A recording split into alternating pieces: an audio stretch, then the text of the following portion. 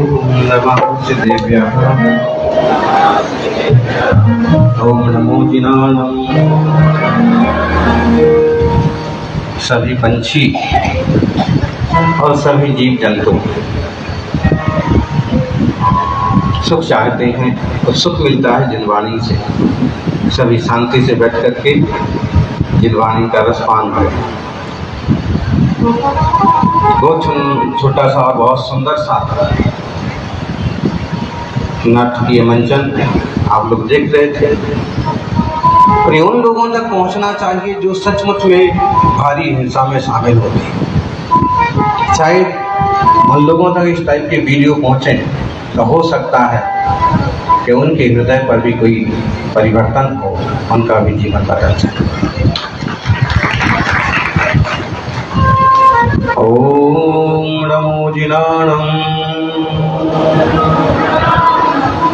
जय मंगल भूदानम विमलानम दान दर्शनमयानम तेलोक सेराणम नमो सया सर्व सिद्धाणम नमो सया सर्व सिद्धाणम। अधीन कीर्तिश्वरादि विधाता ऋषभदेव भगवान की, वर्तमान जिन शासन नायक वर्धमान महावीर भगवान की जयकारा जोर से बोली। जय बोलो महावीर स्वामी की, जय बोलो महावीर स्वामी की। घट की अंतर्यामी की, घट घट की अंतर्यामी की। लो महावीर स्वामी की, जय बोलो महावीर स्वामी की। अब तो मेरा हाथ उठाकर बड़ी भक्ति के साथ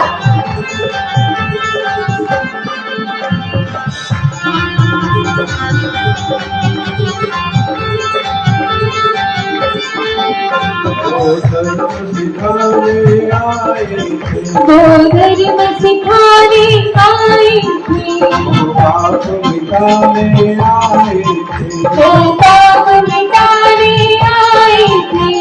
पीर हरि हर प्राणी की, जिन पीर हरि हर प्राणी की। जय बोलो महावीर स्वामी की, जय बोलो महावीर स्वामी की, जय बोलो महावीर स्वामी की। हृदय की गहराई से आसमान की ऊंचाई तक जयकारा जोर से होना चाहिए। वर्तमान जिन शासन नायक महाश्रवण वर्धमान महावीर भगवान की, आचार्य श्री आदि सागर महावीर कीर्ति विमल सागर जी महाराज की, तपस्वी सम्राट गुरुवराज श्री सन्मति सागर जी महाराज की, बोले परम पूज्य दत्तात्रेय चर्या चक्रवर्ती राष्ट्र संत राष्ट्र मारो विश्व हितंकर आचार्य भगवान श्री जीवदया बालक श्री सुधीर सागर गुरुदेव की। बोलिए आचार्य सत्य की जय करो गुरुदेव का। मैं किसी से बेहतर करूं तो क्या फर्क पड़ता है? मैं किसी से बेहतर करूं तो क्या फर्क पड़ता है? मैं किसी के लिए बेहतर करूं तो फर्क पड़ता है। अक्सर कर लोग दूसरों से ज्यादा होशियार दिखने के लिए मेहनत करते हैं। अक्सर कर लोग दूसरों से ज्यादा धनवान दिखने के लिए मेहनत करते हैं। अक्सर कर लोग दूसरों से ज्यादा प्रतिष्ठा पाने के लिए मेहनत करते हैं और अक्सर कर लोग नाम कमाने के लिए मेहनत करते हैं, लेकिन इससे कोई फर्क नहीं पड़ता। तुमसे भी ज्यादा मेहनत करने वाले कल दूसरे लोग आ जाएंगे। इसलिए कहते हैं कि मैं किसी से बेहतर करूं तो क्या फर्क पड़ता है, लेकिन मैं किसी के लिए बेहतर करूं तो जरूर फर्क पड़ता है। किसी के लिए बेहतर करने वाली संस्थाएं, जीव दया की संस्थाएं, पक्षियों के लिए काम करने वाली संस्थाएं, इंसानों के लिए काम करने वाले लोग निश्चित रूप से जीव दया पालक हैं और ईश्वर के भगवान के, महावीर के, बुद्ध के और श्री राम के वचनों को सार्थक करने वाले सच्चे इंसानियत के मसीहा हैं। जो दया और साहस को साथ लेकर चलता है, जो इंसान दया और साहस को साथ लेकर चलता है, दोनों अपोजिट हैं, फिर भी जो दया और साहस को साथ लेके चलता है वो अपने साथ साथ औरों का भी भाग्य बदलता है। वो अपने साथ साथ औरों का भी भाग्य बदलता है। बकराशाला का संचालन करने वाले जीव दया प्रेमी चार युवा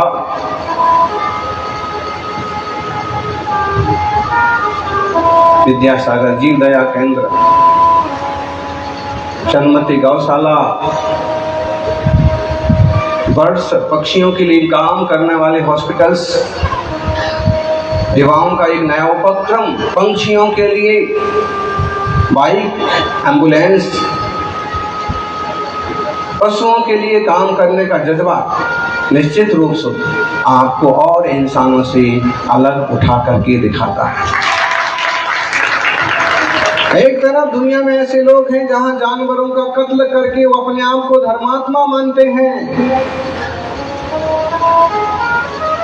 एक अंधा आदमी भी बता देगा कि कत्ल करके कोई धर्मात्मा नहीं होता है। एक अनपढ़ आदमी, गंवार आदमी भी बता देगा कि किसी को कष्ट देने वाला किसी भी तरह का धर्मात्मा नहीं हो सकता, चाहे कलकत्ते में काली के नाम पर हो और चाहे इस्लाम में खुदा के नाम पर। किसी भी जीव को कष्ट देना पाप ही है, रहम करना धर्म है। दया धर्म का मूल है, दया धर्म का मूल है। धम्मो दया विशुद्धो। इसलिए भगवान महावीर ने इस पूरे देश को, पूरी दुनिया को जो दया की, अहिंसा की, करुणा की घुट्टी पिलाई है वो अद्भुत है। लोकमान बाल गंगाधर तिलक ने एक समय कहा था अपने जीवन में महावीर जयंती के अवसर पर कि दुनिया में अगर महावीर ना होते तो शायद अहिंसा भी ना होती। और उन्होंने कहा था कि और जहां कहीं भी अहिंसा के दर्शन हो रहे हैं, चाहे वैदिकों में हो रहे हों और चाहे बुद्धों में हो रहे हों, कहीं भी जो अहिंसा के दर्शन हो रहे हैं वो महावीर स्वामी की एक निष्ठा का परिणाम है। और सारे महापुरुष तो एक बार पीछे हट गए। बुद्ध ने भी छूट दे दी कि आप इस तरह का मांस खा सकते हैं, इस तरह का हिंसा कर सकते हैं। उन्होंने करुणा की बड़ी बड़ी बातें की हैं, करुणा के लिए उन्होंने बहुत आगे भी बढ़ाया है, लेकिन बहुत जगह जनता के दबाव में उन्होंने कई जगह छूटें भी दे दी। लेकिन महावीर अटल रहे और उन्होंने कहा कि मैं एक मच्छर की, एक चींटी की भी हिंसा बर्दाश्त नहीं कर सकता। जल में भी जीव है, अग्नि में भी जीव है, वायु में भी जीव है, पेड़ पौधे वनस्पति में भी जीव है। अगर उनके साथ भी अन्याय होता है तो महावीर उनके साथ नहीं है। वो हिंसक है और वो अहिंसक नहीं कहला सकता है। यानी ऐसा महा अहिंसा वाला जिनशासन आज भी गौरवान्वित हो रहा है और आप जैसे सिपाहियों से इसकी गरिमा और बढ़ रही है। नीली शर्ट पहन करके बैठे हैं, पूरे सुनील हो गए ये सारे युवा। और युवाओं का जो कार्यकर्ताओं का जो हुजूम आज उपस्थित है, निश्चित रूप से जिनशासन की इस अहिंसामय दयामय पद्धति को आगे आगे बढ़ाएंगे और दुनिया में हम कितना कुछ कर पाएंगे करेंगे, नहीं तो हम अपने जीवन स्तर को इतना ऊंचा जरूर उठाएंगे कि हमें देख करके लोग अहिंसा की परिभाषा सीखें। हमें देख करके लोग समझें कि जैनी का बच्चा रात में नहीं खा रहा है, अहिंसा का कितना स्तरीय पालन करता है। जहाँ पर नॉन वेज और वेज और नॉन वेज लिखा हो ऐसी जगह पर भोजन नहीं करता है। शराब की दुकान के पास भी खड़ा नहीं होता है, चलते फिरते बाजार में नहीं खाता है। पैकेट बंद वस्तु जिसका हमें ठिकाना नहीं पड़ रहा है उसका स्पर्श नहीं करता है। देखिए, युवा है, आलू नहीं खाता है, दिन में 2 बार भोजन खाता है और लाखों कमाता है, लाखों कमाता है, 25% अपने जीवन पर खर्च करता है, 25% माता पिता परिवार के लिए खर्च करता है, 25% संग्रह करता है और 25% दीन दुखी गरीबों की सहायता के लिए और जानवरों के जीवन पर लुटा देता है। लोगों को आपके जीवन से सीख मिलना चाहिए। प्रभु का अभिषेक कर रहे हैं, आपके जीवन का सौभाग्य है। आज जो भगवान का अभिषेक करेगा, एक ना एक दिन उसका भी मंगलमय अभिषेक हो जाएगा। ऊंचे ऊंचे पदों पर, ऊंची ऊंची प्रतिष्ठा पर उसका अभिषेक हो जाएगा। यानी दो चीजें हैं, एक तो रात्रि भोजन त्याग, दूसरा जिन दर्शन। दोनों में से एक खूंटे से भी यदि आप बंधे रहे तो जिंदगी में आपको भी कोई भ्रष्ट नहीं कर सकता, भ्रष्ट नहीं कर सकता। या तो सुबह अभिषेक और जिन दर्शन से बच जाइए, दिन भर आप पवित्र रहेंगे और इतना सा पाप आपसे नहीं होगा, कोई आप पर उंगली नहीं उठा पाएगा। या फिर रात्रि में भोजन संबंधी त्याग कर लीजिए और उस खूंटी से बंध गए कि इस खूंटी से बंध गए, जिंदगी बड़ी शांति, सहजता और प्रतिष्ठा के साथ बीतेगी। सौभाग्यशालियों, जो दया और साहस को साथ लेके चलता है, वो अपने साथ औरों का भी भाग्य बदलता है। कौन बकरों को बचाता है? इस पर को तर्क वितर्क हो जाएंगे, कितना बचाएंगे? बोलिए आप, बोलिए कितना बचाएंगे? और आपके बचाने से बच जाएंगे, आप कितनों को जिंदगी भर पालन करेंगे? ध्यान रखना, आप कितनों को पालन कर पा रहे हैं मायने यह नहीं, आप कितनों की रक्षा कर पा रहे हैं बात ये नहीं है, लेकिन आप कितने जीवों की रक्षा का जज्बा रखते हैं महत्वपूर्ण है। समुद्र किनारे रोज रोज टहलने वाले लोगों में आज एक युवा भी टहल रहा था और हुआ यूं कि कल ही ज्वार भाटा हुआ है, पानी उतर के गया है और ढेरों मछलियां रेत में तड़प रही हैं। और वो युवा एक एक मछली को उठाता है और समुद्र में फेंकता है, फिर 10-5 कदम चलता है, 10-5 कदम दौड़ता है, फिर एक मछली को उठाता है, फिर सागर के पानी में फेंकता है, फिर किसी तड़पती हुई उछलती हुई मछली को उठा के फिर पानी में फेंकता है। और एक बुजुर्ग उसके पीछे पीछे चले आ रहे हैं और उसका 10-5 बार का ये उपक्रम देखा था। वो उन्होंने जो कहा, बेटे क्या कर रहे हो? उसने कहा कि कुछ नहीं, मछली को उठा के पानी में फेंक रहा हूँ। दादा ने कहा कि तुम्हारे 10-5 मछलियों को पानी में उठा के फेंकने से क्या फर्क पड़ता है? समुद्र किनारे लाखों मछलियां पानी के बाहर आ गई हैं और तड़प रही हैं। जालों में जो फंस जाती हैं वो तो तड़प तड़प के मारी जाती हैं। यूं ही प्रकृति के प्रकोप में ढेरों मछलियां बाहर आ गई हैं और तड़प रही हैं। और तुम कितना चलोगे? 1 किलोमीटर, 2 किलोमीटर, 10 किलोमीटर, 100 मछलियां, 200 मछलियां, 500 मछलियां पानी में फेंकोगे। तुम्हारे 10-5 मछलियों को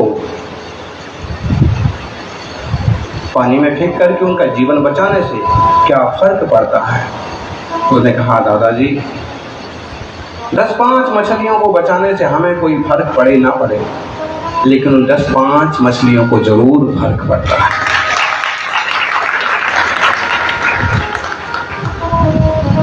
दस 5 मछलियां हैं, 10-5 जानवर हैं, पशु पंछी हैं। बोले बाइक एम्बुलेंस से तुम कितने पंछियों को बचाओ? वो युवा कह रहे थे कि हम लोग लगभग 50-55 जीवों को रोज बचा लेते हैं, क्योंकि समय सार की भाषा में कहें तो कोई किसी को बचाता नहीं हो, किसी को कोई मारता नहीं है। लेकिन जब आचार शास्त्रों की भाषा में बात करें तो सबसे पहला धर्म है अहिंसा परमो धर्मा। धम्मो दया विशुद्ध हो, दया से जो विशुद्ध है वही धर्म है। ये बात सत्य है कि आप किसी को कितना भी बचा लीजिए, लेकिन एक दिन आयु पूरी होगी और वो मरेंगे। अब वो जब भी जिएंगे, जब भी मरेंगे, उनका अपना आयुष्य, लेकिन आपने जो दया का परिणाम किया है इसका अथाह पुण्य आपको जरूर मिलेगा। ढेर सारी कहानियां आजकल आप इंटरनेट पर और दूसरे तरह से सुन समझ सकते हैं कि जो दया और अहिंसा के लिए आई है, लेकिन एक बहुत पुरानी और फेमस कहानी है मृगसेन रिवर की। मृगसेन धीवर जो अत्यंत गरीब है, दरिद्र व्यक्ति है, मछली मार के काम चलाता है और पत्नी ने आज उसे धौंस दे के घर से निकाला है। 2 दिन से तुम कुछ लाए नहीं हो, आज अगर कुछ नहीं लाए तो घर वापिस मत आना। बच्चे भूख से तड़प रहे हैं, खाने को कुछ नहीं है और तुमसे 4 मछलियां नहीं पकड़ी जाती हैं। और आज जब गया तो देखा बगीचे में कई सारे लोग इकट्ठे हुए हैं। गांव के सेठ जी भी बैठे हैं, पंडित जी भी बैठे हैं, पुरोहित भी बैठे हैं, मंत्री संतरी जैसे बड़े बड़े लोग हैं और जनता भी इकट्ठी हुई। और तभी नजर पड़ी कि लोग कुछ खाने पीने के लिए नहीं आए। एक नग्न दिगंबर नृगंथ तपस्वी शिला पर बैठे हैं, जिनके तन पर कोई धागा नहीं है, जिनके मन पर कोई लागा नहीं है, जिनके तन पर कोई लफड़ा नहीं है, जिनके मन पर कोई कपड़ा नहीं है, जिनके तन पर कोई लफड़ा नहीं है, जिनके जीवन में कोई घपला नहीं है। पूरी तरह से विरक्त मना संपूर्ण संग के त्यागी मुनि कुछ कह रहे हैं। और उसने विचार किया कि जब इतने बड़े बड़े लोग बैठे हैं तो 5 मिनट मैं भी बैठूं। और उसने सुनना चालू किया। मुनि राज अहिंसा पर उपदेश दे रहे थे, दया करुणा की भावनाओं से जन जन को भिगो रहे थे और वे कह रहे थे कि अति आवश्यक हो तो कभी विरोधी हिंसा में हाथ लगा सकते हैं। उद्योगी हिंसा में कदाचित आपसे गलतियां हो सकती हैं। आरंभ संबंधी कार्यों से श्रावक को दोष लग सकते हैं, बाकी संकल्प पूर्वक किसी जीव को तकलीफ नहीं देना चाहिए। सबों ने तरह तरह के नियम लिए और चले गए। वो बेचारा सोचता हुआ बैठा ही रह गया। कई बार ऐसा होता है कि जब हम गुरु की वाणी में डूब जाते हैं, जब किसी तरह के शॉर्ट्स में डूब जाते हैं, किसी तरह की नाटिका में डूब जाते हैं, तो जब वो थम भी जाए तो ऐसे लगता है जैसे हमें शौक लगा हो और हम चुपचाप बैठे रहते हैं। सबके जाने के बाद भी वो बैठा रहा और विचार करने लगा कि सबसे ज्यादा मेरे द्वारा पाप हो रहा है। और अंत में कहा कि महाराज जी मुझे भी कोई नियम दे दीजिए। और उन्होंने कहा कि भाई क्या काम करते हो?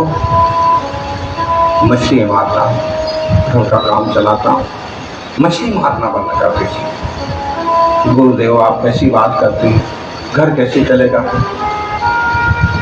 सब भूख से मर जाएंगे, हमें कुछ और आता नहीं।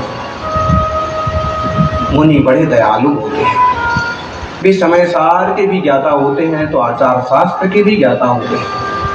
वे गणधर जैसे मुनि और बड़े बड़े मुनि शिष्यों को पढ़ाते हैं, वैसे सादा से सादा जनता के लिए भी धर्म का मार्ग सिखाने की दिखाने की सामर्थ्य रखते हैं। उन्होंने कहा बंधु ऐसा करो, जाल में जो पहली मछली आए उसे छोड़ देना। उसने कहा ये तो हो सकता है, मैं इतनी दया कर सकता हूँ, पहली मछली छोड़ दूंगा। योग संयोग की बात की और दया, और जैसे उसने जाल फेंका वैसे ही पहली बार में ही उसको बड़ी सारी मछली, बोलते ना आज तो बड़ी मछली फंसी है। भ्रष्टाचारी लोगों की भाषा में भी ऐसा बोलते हैं, कई बड़ा सेठिया हाथ पड़ गया तो आज तो बड़ी मछली फंसी।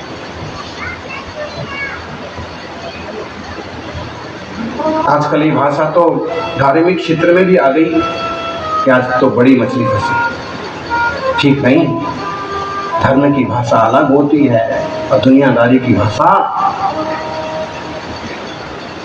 बड़ी मछली फंसी है मतलब उससे तो ऐसे लगा कि हफ्ते भर के लिए, महीने भर के लिए फ्री हो गए,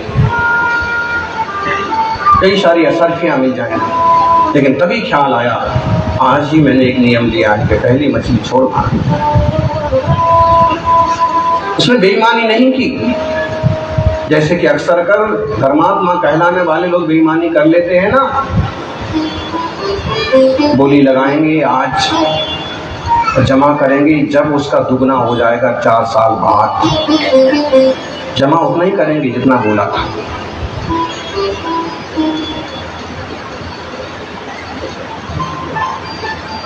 बेईमानी हो गई। नियम जो टाइम का है, जिस ढंग का नियम है उसको उस ढंग से पालन करिए। उसने पालन किया और साथ में उसने इतना विचार और किया कि कहीं मछली फिर से वापस आ गई तो, और मैंने पहचान पाया और मेरे द्वारा मारी गई तो मुझे पाप लगेगा। उसने क्या किया, फटा हुआ उसका अपना चादर था, उसमें से एक चिंदी निकाल के और उसने मछली के पंख को बांध दी। कि अगर पकड़ में आएगी तो मैं पहचान जाऊंगा कि ये मैंने छोड़ी है और इसे मुझे मारना नहीं है। लेकिन फिर से वही आई तो वही मछली आई, चिंदी देख करके उसने छोड़ दिया। फिर से आई, फिर वही मछली आई। दोपहर होने कोई परेशान हो गया, दूसरे घाट पर गया, फिर वही मछली। तीसरे घाट पर गया, फिर वही। चौथे घाट पर गया, अंधेरा हो गया। घर तो जाना पड़ेगा, खाली हाथ ही घर के लिए चल पड़ा। दरवाजा खटखटाया, भीतर से कर्कशी आवाज आई, कुछ लाए हो? उसने कहा आज भी कुछ नहीं मिला, तो तुम वहीं मरो। घर के बाहर एक पुराना पेड़ था, वहीं लेट गया। दरवाजा अंदर नहीं खोला तो अंदर जाएंगे कैसे? परिणाम ये हुआ, तो बड़ा नाग आया और उसको डस दिया। तड़प करके उसकी जान निकल गई। सुबह जब उसने दरवाजा खोला तो देखा उसका आदमी तो बाहर मरा पड़ा है। महिला को बड़ी तकलीफ हुई कि मैंने बहुत बड़ी गलती की। गृहस्थी है, एक गृहस्थी के दो पहिए हैं, इनसे मेहनत नहीं हो रही थी, मुझे साथ निभाना चाहिए था, मुझे हाथ लगाना चाहिए था। आधी रात को आए, खाली हाथ आए तो भी मुझे ऐसा दुर्व्यवहार नहीं करना चाहिए था। जानबूझ के थोड़ी वो ऐसा कर रहे थे। और फिर ढेर सारा पछताना चालू हुआ, रोना चालू हुआ। इतना बुरा लगा कि तड़प तड़प के उसके भी प्राण। कई बार होता है लापरवाही में आप कैसा भी जवाब दे देते हैं, जब उस घटना का कोई रूप बन के सामने आता है तो फिर आप खुद ही परेशान होते हैं कि मेरी गलती है, मुझे ऐसा उस वक्त नहीं करना चाहिए था, मुझे संभाल लेना चाहिए था। और हमें सबसे पहले संभाल लेने पर ही ध्यान देना चाहिए। बेटा गलतियां करके आया है तो जा, तू वहीं जा, मत नहीं। कोशिश करिए कि पहले प्रेम से समझाएं। अगर इस बात को उसने इसी ढंग से ले लिया और भाग गया तो बाद में पछताना हाथ लगेगा। बेटियां कभी लापरवाही कर देती हैं तो उनके साथ बड़ी शालीनता से पेश आइए, सही रास्ते पर लाइए, बताइए उनके जीवन की क्या कीमत है और जिन धर्म की क्या कीमत है। दुनिया में वो तुम कहीं भी चले जाओ, धन मिलेगा, दौलत मिलेगी, शोहरत मिलेगी, सब कुछ मिलेगा, लेकिन जिन धर्म नहीं मिलेगा। और एक जिन धर्म के लिए समझदार आदमी सब कुछ छोड़ने को तैयार हो जाएगा, जहाँ अहिंसा है, दया है, प्रेम है, करुणा है, वात्सल्य है। वीतरागी मुनिराज है, सरवर के प्रभु वीतरागी जिनेंद्र देव हैं, ऐसे महामहिमाशाली जिन धर्म के लिए तो सारी संपत्तियां और राज संपदाएं भी कुर्बान कर दी जाती हैं। मर करके एक सेठ के घर में, जिन सेठ को बड़े गौर गौर से देख रहा था ना कि नगर सेठ हैं और एक नंगे दिगंबर तपस्या के चरणों में कैसे बैठे हैं, ये संत इतने बड़े होते हैं क्या, ये सेठ जी कितने अच्छे हैं। और इसी विकल्प में वो मरा और उन सेठ के घर में सेठानी के गर्भ में आ गया। लालच टाइप का एक तरह का पैदा हो गया। इतना बढ़िया जीवन, सधा हुआ जीवन, मजा हुआ जीवन, शाकाहारी जीवन, व्रत वाला जीवन, धन वाला जीवन और वैभव वाला, समृद्धि वाला जीवन, और वो सब मन में उतरा था, गर्भ में पहुंच गया। बड़ी लंबी कहानी है। तपस्वी सम्राट गुरुवर सम्मति सागर इसको बड़े चाव से सुनाते थे। योग संयोग से मुनिराज का आहार हुआ पड़ोस के यहाँ, तो ये सेठानी जिनकी गर्भ था वहां पहुंची और जिनके यहाँ आहार हुआ उन्होंने कहा, महाराज सेठा जी बहुत दुखी है, जब से बच्चा पेट में आया है तब से बहुत सारी तकलीफ है। मुनिराज ज्ञानी थे, सहज रूप से कह दिया कि नगर सेठ है, होने वाला नगर सेठ है जिनके घर आहार हुआ, उनके हाथ से तो तोते उड़ गए, नगर सेठ तो हम हैं और इसके गर्भ वाला जीव नगर सेठ है।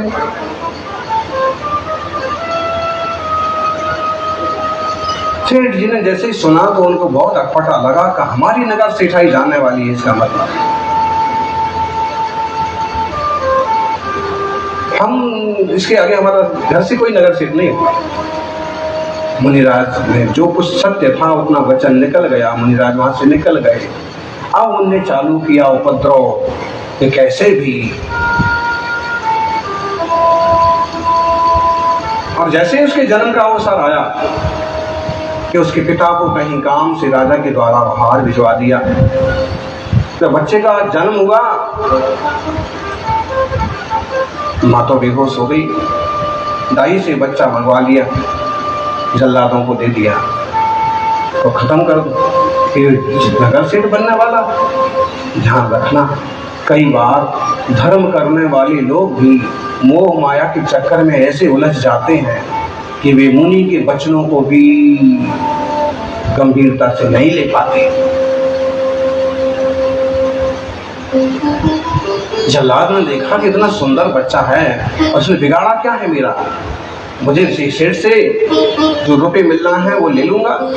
और उसने क्या किया कि तलवार को लाल रंग से रंग लिया और पहुंच गया, मैं आपका काम करके आ गया, मेरे रुपए दो। सेठ ने समझा कि चलो काम हो गया। कहानी उधर और आगे बढ़ती है, बहुत सुंदर पिक्चर है, पूरा सीरियल है। जिन कथाओं पर सीरियल और पिक्चर्स बनने लग जाए ना तो देश का नहीं दुनिया का भी बहुत बड़ा हित होगा।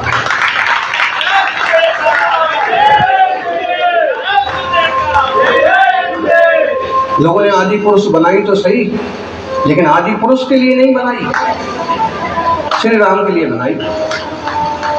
आदि पुरुष आदिनाथ है, वो आदि पुरुष के वंश में श्री राम 20वें नंबर पर आए, 20वें तीर्थंकर के काल में आए। वंदनीय वो भी हैं, वंदनीय वो भी हैं। आदिनाथ का चरित्र भी गजब का है,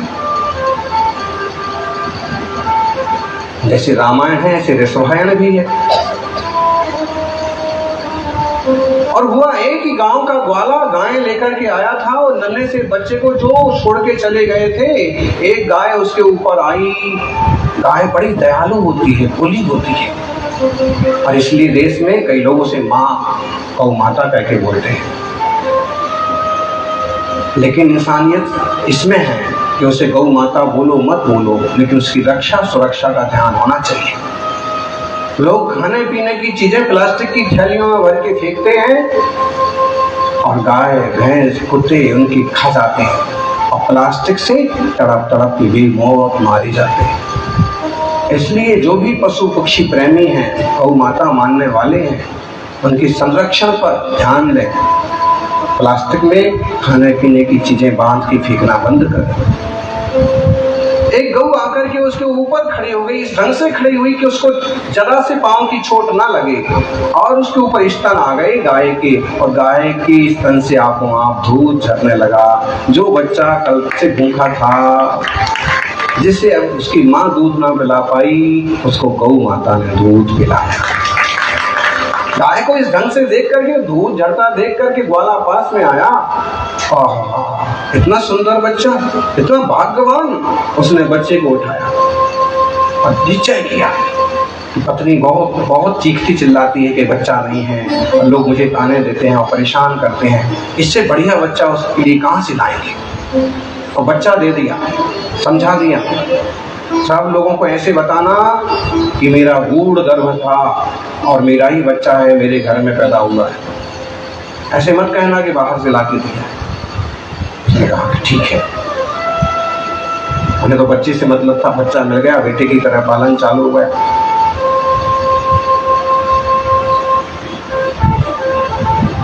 बैर के संस्कार कितने खतरनाक होते हैं। ग्वाले के यहाँ घी खरीदने के निमित्त से वो आए। बच्चे को देख के पहचान गए, वही बच्चा मालूम पड़ता है। तो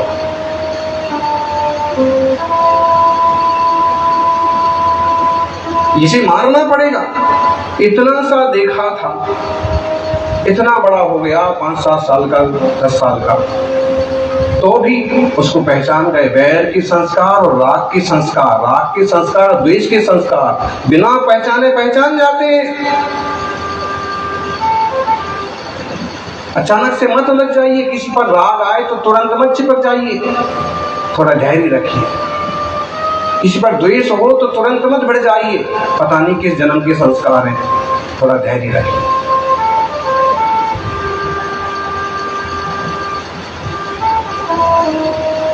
तुरंत उन्होंने कहा कि देखिए, मुझे आगे और काम के लिए जाना है, मैं चाहता हूं कि घर से कुछ रकम मंगवाना है, कुछ मंगवाना है, तो मैं तो नहीं जा पाऊंगा। आपका ये सुंदर सा बेटा है और एकदम स्फूर्ति इसकी दिख रही है, क्यों ना इसे भेज दिया जाए और ये काम करके वापस आ जाएगा। 2-4 फरलांग की, 2-4 किलोमीटर की तो बात है। चल बोले ग्वाल ने कहा कि ठीक है, मुझे कोई दिक्कत नहीं है, दे दीजिए चिट्ठी। चिट्ठी दे दी, उसकी पगड़ी में बांध दी। कहाँ तक पढ़े हो बेटा? पढ़ाई तो कुछ नहीं हुई, ग्वालों के बच्चे कहाँ पढ़ाई कर रहे हैं। ये पक्का हो गया कि चिट्ठी नहीं पढ़ सकता। चिट्ठी बांध दी उसकी पगड़ी में, जाओ।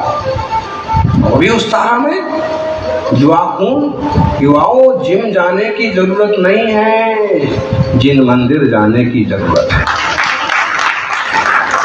जिम जाओगे तो जैसे वो एक सक्षम, और जिम के चक्कर में वहीं का वहीं बैठ के रह गया। एक घटना घटी ना तुम्हारे मुंबई में, रोहिणी में। जिम गया था और जिम की मशीन से ही चिपक गया, अच्छा खासा नौजवान। जिम कभी जाते भी हो तो धीरे धीरे जाना कम करो, जिनालय की परिक्रमाएं चालू करो। अरे 9 परिक्रमा, 27 परिक्रमा और 128, 108 परिक्रमा लगाओगे, आप मसल्स बनते जाएंगे।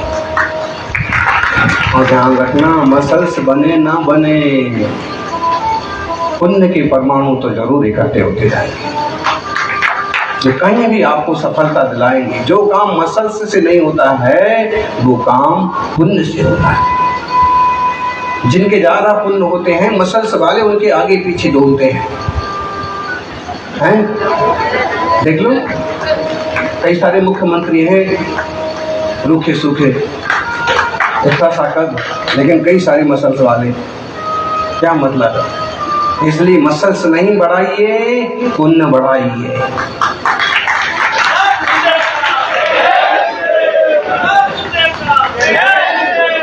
थकान तो होती है, इतना दौड़ने के बाद वो थक गया और एक पेड़ के नीचे सो गया। 5 मिनट रेस्ट कर लूं, फिर चला जाऊंगा। अब तभी क्या हुआ कि जो मछली का वो जीव था ना, उसका मरण होके उसका जन्म हुआ था वेश्या के परिवार में। और युवा सुंदर वेश्या की वो कन्या वहां से निकली और उसने इतने सुंदर लड़के को देखा, सहज रूप से प्यार आया। इतना सुंदर लड़का पेड़ के नीचे क्यों लेटा है? क्या बात है?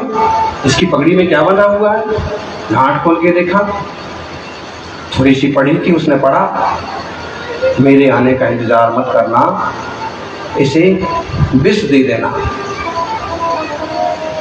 बेटे के नाम पत्र लिखा था पिता सेठ ने, मैं आऊं इसकी परवाह मत करना, इसे विष खिला देने का। उसने पढ़ा, ओहो, तो ये अगर सेठ ने अपने बेटे के लिए लिखा है कि सुंदर लड़के को विष खिला दे। अरे उस मछली के जीभ वाली वेश्या की उस लड़की पर उसको भी दया आई, क्योंकि पिछले संस्कार थे। उसने अपनी आंख का काजल निकाला और विष की वजह क्या किया? विषा कर दिया। उसे मालूम था, एक तो मंदिर का माली है ना, एक मंदिर का माली, और गांव की शहर के कुछ लोग ऐसे होते हैं कि उन्हें गांव के नगर के एक आदमी की पहचान और खबर रहती।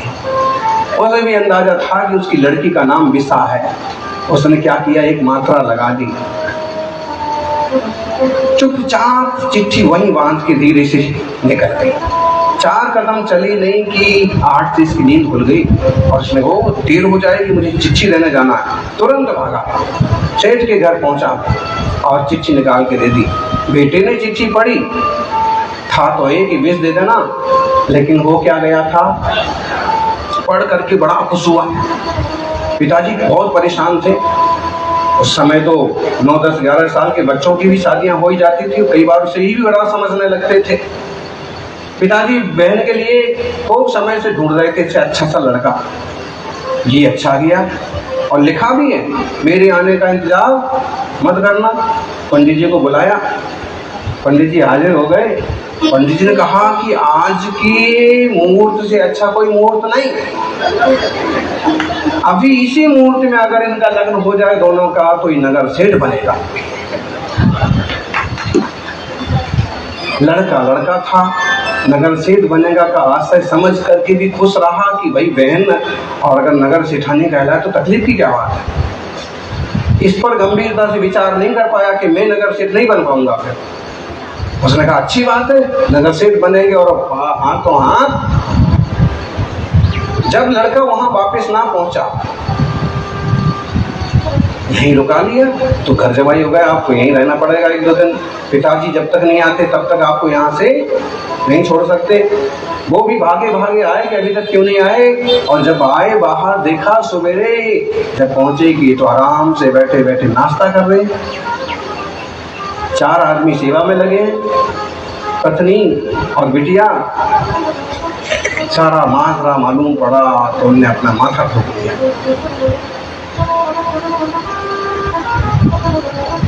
फिर क्या हुआ, तो लंबी कहानी चलती।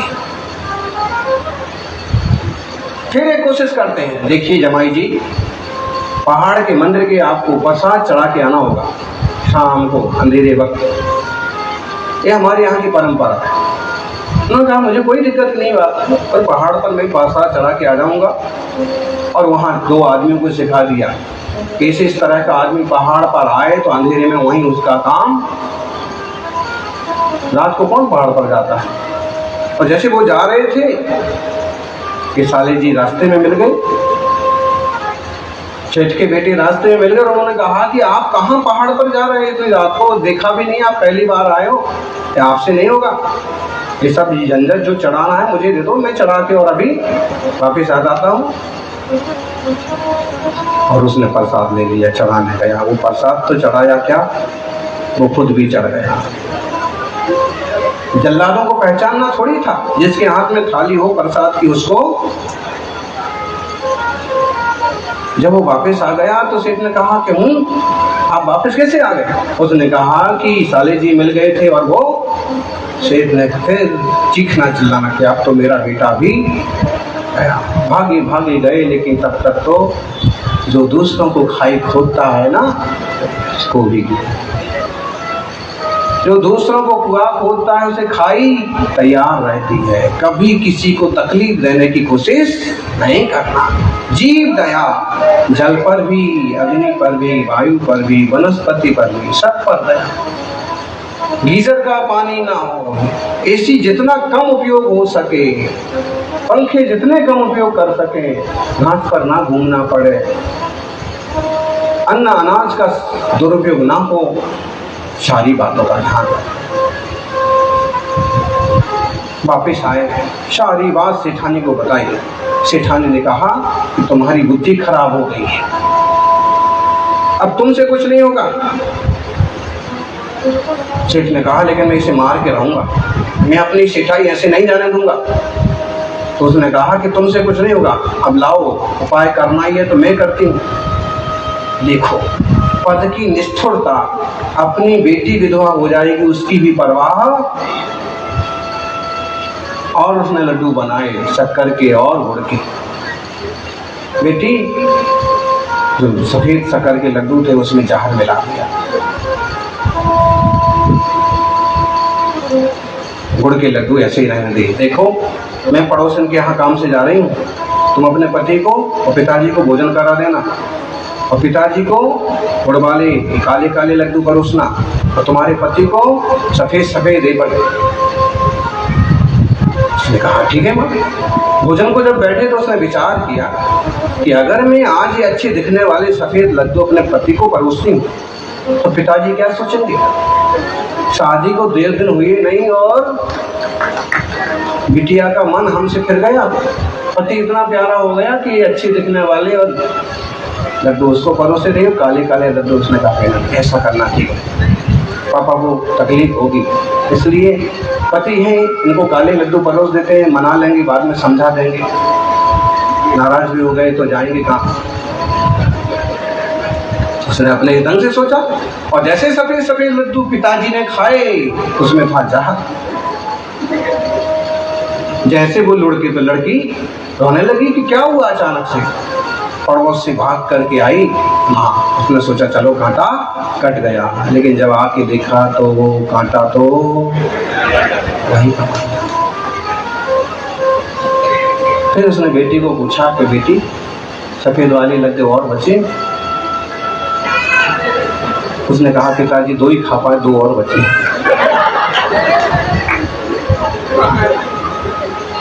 12-13 साल की छोकरी को क्या समझता है ज्यादा।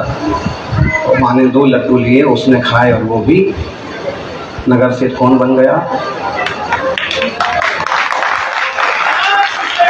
जब सारी वसीयत का फैसला हुआ, जब सारी चीज का फैसला हुआ तो मृगसेन धीवर का जिसने उस मछली की 5-7 बार रक्षा की, वो 5-7 बार रक्षा का परिणाम हुआ कि 5-7 बार उसकी भी रक्षा हो गई, कोई नहीं मारा। इसलिए पुण्य का संग्रह करो और जल की बूंद की भी रक्षा करो। मुनिराज कच्चे पानी पर पाँव नहीं रखते हैं, घास पर पाँव नहीं रखते हैं, स्पर्श नहीं करते हैं किसी अप्रासुक वस्तु का।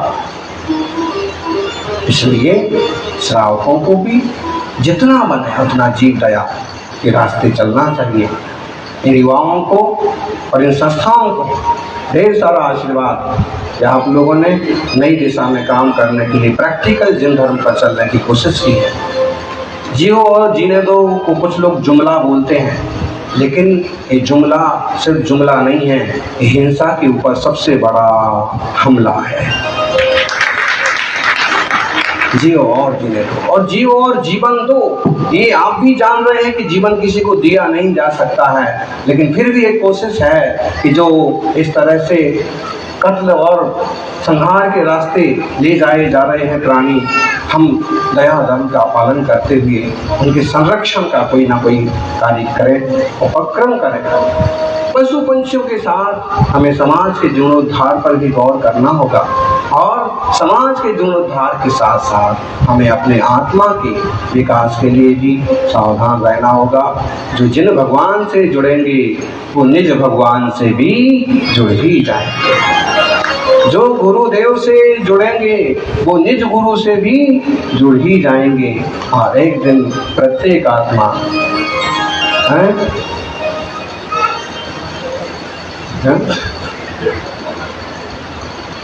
हाँ करने से काम होते हैं। श्रवण संस्कृति बोर्ड की स्वीकृति मुख्यमंत्री अशोक गहलोत ने राजस्थान में दे दी है। एक छोटी सी चर्चा हुई थी और उसमें उन्होंने धार लिया और लोगों की कोशिशें वहीं और वो पार पड़ गया। उससे ये चीजें होंगी कि आपकी चल अचल संस्कृति संपत्तियां सुरक्षित रह पाएंगी, मुनि राज्यों के विहार और संरक्षण आदि की व्यवस्थाएं हो पाएंगी, सरकारी संस्थानों में मुनियों के प्रवास हो पाएंगे, रास्ते चलते ठहरने में तकलीफें नहीं होंगी, आपकी प्राकृत भाषा, अर्धमागधी भाषा और प्राचीन साहित्य का संरक्षण हो पाएगा। इस तरह की भावनाओं से कोशिश चालू हुई है कि प्रत्येक राज्य में श्रमण संस्कृति बोर्ड, श्रमण हैं हम सभी, महावीर स्वामी महाश्रमण कहलाते थे और जिन शासन के सारे साधु श्रमण कहलाते हैं। तो श्रमण संस्कृति बोर्ड, हमने पहले जैन संस्कृति बोर्ड कहा था, तो वहां से मंत्री जी का संदेश आया कि महाराज जी इस तरह से तो सब लोग मांगने लगेंगे, कोई दूसरा नाम बताओ, सब अपने अपने नाम से मांगेंगे। तो फिर हमने कहा श्रवण संस्कृति बोर्ड, इस टाइप से भी हो सकता है। तो चाहे वो जैन बोर्ड हो, चाहे जैन आयोग हो, चाहे श्रवण संस्कृति बोर्ड हो, लेकिन हमें तो मूल मतलब है कि जिन शासन की महत्वपूर्ण गतिविधियां, रीति नीति सुरक्षित रहना चाहिए, सारे विश्व में ये संदेश जाना चाहिए, सबका कल्याण होना चाहिए। जय बोलिए महाश्रवण वर्धमान महावीर भगवान की। बोली परम पूज्य चतुर्पट्टाधीश आचार्य वन सुनील सागर जी गुरुदेव की। एक सूचना, विद्यासागर जीव दया केंद्र द्वारा दूसरी एम्बुलेंस बाइक का उद्घाटन पंडाल के बाहर अभी किया जाएगा। आप सभी से अनुरोध है कि उद्घाटन समारोह में शामिल रहना। पहली एम्बुलेंस बाइक की रिसर्च यात्री चालू हुई। विजय जी एक मिनट, हाँ ये वीडियो प्ले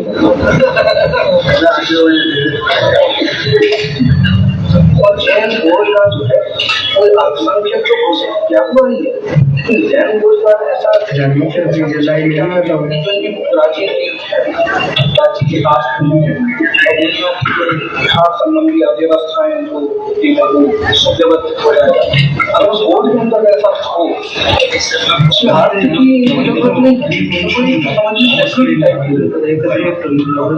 बोर्ड के अंदर कोई रूल्स बनाए जाए ताकि समाज अपने आप को सुरक्षित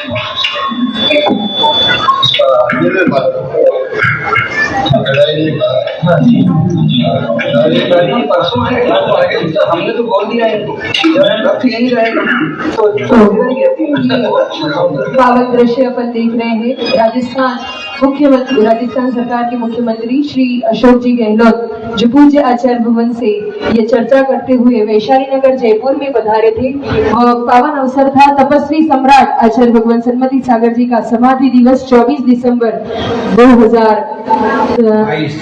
2022 के ये शुभ दिन पर उन्होंने आधा घंटा खड़ा रहकर आचार्य भगवान से मार्गदर्शन प्राप्त किया था और आचार्य भगवान का आशीर्वाद आज ऐसा फलितार्थ हुआ कि हम सबके लिए श्रवण संरक्षण बोर्ड का गठन आज सफल रूप से उसकी घोषणा हो चुकी है। ये बहुत गौरव और हमारे लिए एक बहुत अच्छी खबर हमारे लिए है। इसका अपन सभी लोग सदुपयोग करें। रूपी हर वर्ष की भांति इस वर्ष भी बकरा ईद पर लगभग 1000 बकरों को जीवन दान दिया गया, जिसमें पहले आप सभी के सहयोग से इन बकरों को मंडी से खरीदा गया। इसके पश्चात इन्हें बकराशाला में पहुंचाया गया और अब सारा जीवन इनका यहीं पर लालन पोषण किया जाएगा। इसी प्रकार जीव दया संस्थान बकरों के साथ हर महीने लाखों मछलियों को भी अभयदान प्रदान करता है, जिसका वीडियो आप स्वयं यहाँ पर देख सकते हैं। साथ ही बंदरों को केले खिलाना, पक्षियों का समय समय पर उपचार कराना, ऐसे अनेकों परोपकारी कार्य जीव दया संस्थान के संस्थापक श्री मनोज जैन जी, मिक्की फैशन, भाई सौरभ जैन जी, बिहारी कॉलोनी, सचिन जैन सराय, मनोज जैन योजना विहार और निवेदन करना चाहेगा यदि आप भी इस पुण्य के भागी बनना चाहते हैं तो दिए गए नंबरों पर अवश्य संपर्क करें। एक दिन में बकरों के उपचार एवं उनके चारे का संपूर्ण खर्चा मात्र 5100 रुपये है। आप भी आज ही अपने जन्मदिन, सालगिरह या अन्य किसी विशेष पर्व पर अपनी तिथि सुनिश्चित कर लें। जय जिनेंद्र।